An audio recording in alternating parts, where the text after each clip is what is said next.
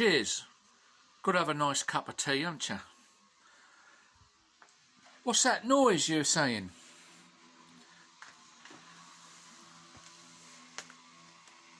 It's not a swarm of Luftwaffe coming over. We've had that. No, it's not bees either. It's the old treadmill. Anyway, stop mucking about. I know Gary loves my mucking about.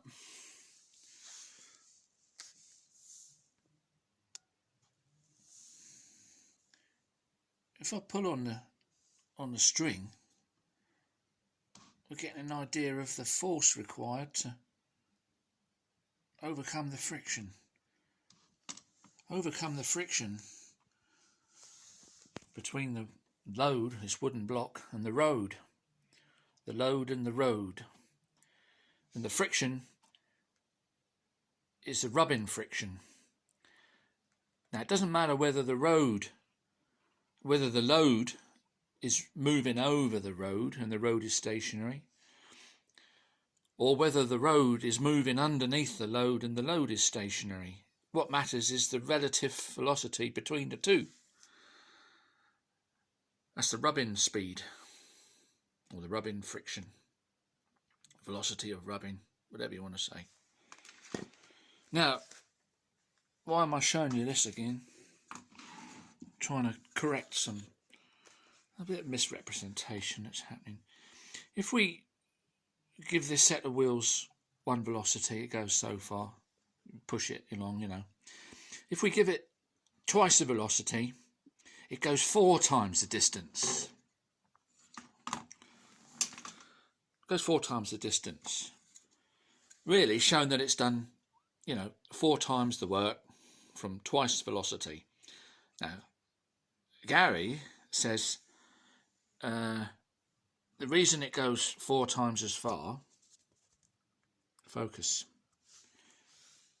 you're bloody drunk again, you bugger. The reason it goes 4 times as far is because the faster it moves along the road, the less energy is lost to friction. I'm sure that's what he says. And somebody will have to find it and prove it if he denies it. The reason it goes 4 times as far is because it's moving faster over the surface and therefore the friction is reduced. Less energy is lost to friction because it's moving faster over the surface. So that's something that can be tested. And as physicist Michael kindly referred you, Gary, to the previous video I did on the treadmill, and you sort of rubbished it and called it, the typical idiot. I thought, well, we'd better clarify this because it's not rubbish. It's a very good experiment, actually. Good enough for a professional physicist to take notice of. Anyway, what we do, let's start it up.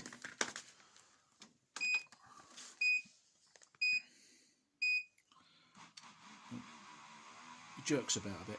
So that's reading about 4. Don't ask me for what. And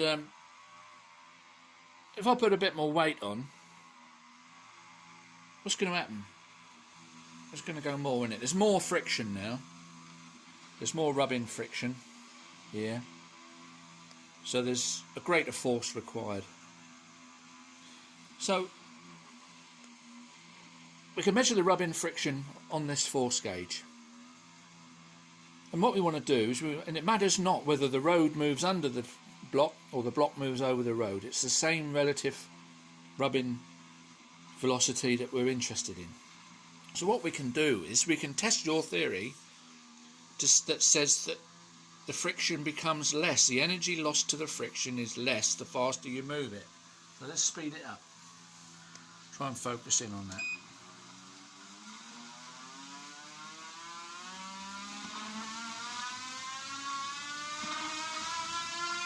Now, as it goes over a few joins in the rubber conveyor belt, it starts to bounce a bit. You get an oscillation. If I hold the bloody camera still, it's largely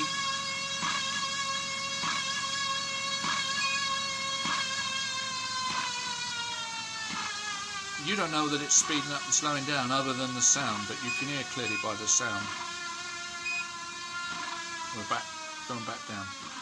So from what I understand and what I've read, the friction is largely unaffected by the velocity. Largely. There might be a slight variance, but it's largely unaffected. It would not account for a rolling mass going 4 times as far.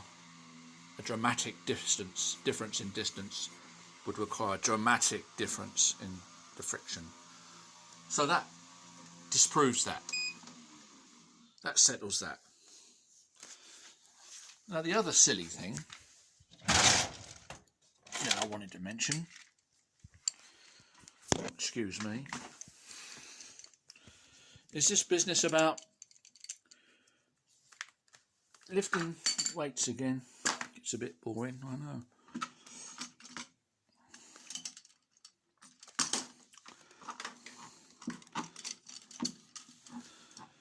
Work.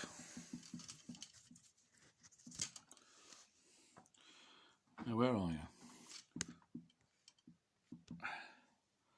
Work. Say that block, we wanted to employ a slave to lift this block out of a pit. Well, there was many of these blocks. They could be gold nuggets or something. We want to employ somebody. Don't have to be a slave. You're going to do some work for us. So we want a way of measuring the work that he was doing, because we want to know how much to pay him. So if the force on the weight on the gauge, you can't see it, but say it's £1, and he lifted the block up a foot. That's what's called a foot-pound. 1 foot of weight times 1 foot of distance is a foot-pound of work, right? And we could pay him £1 for that if we liked. And if we come back one day and we said, how much work have you done? And he said, well, I lifted it halfway and I didn't lift it any further. You would say, well, you haven't done any work. I can't pay you anything. And you, Gary, you'd be demanding loads of money because you said, well, I've used all this energy. Well, yeah, of course you have used energy, but you ain't done any work, have you? You haven't done any useful work we can measure. See, it's all started in the old days with this kind of thing, measurement of energy used. It was all, very important then. You had to know how much work was done and energy cost and its value in monetary terms, blah, blah, blah. That's where it all started. So anyway, we're not going to pay him for holding the weight up and not moving and him sweating his balls off. We're not going to give him any money. We'll sack him, right? He hasn't done any work, has he? Right, okay. So if he did 1 foot-pound of work, reattached the gold block, and he lifted it up again, he did another foot-pound of work. That's 2 foot-pounds of work. Give him £2. Does it make any difference if he lifts it up there?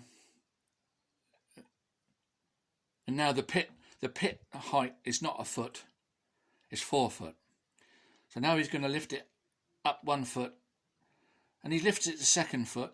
Are we going to say, how much work's he done there, Gary? Is it still a foot-pound of work? No, of course not. Don't be daft. That's 2 foot-pounds of work now, isn't it? £1, 1 foot, and again £1, 1 foot. So what I'm getting at is, obviously, if we lift it to 4 feet, that's 4 foot-pounds of work. Nobody I know in the planet has denied that. That would be too stupid.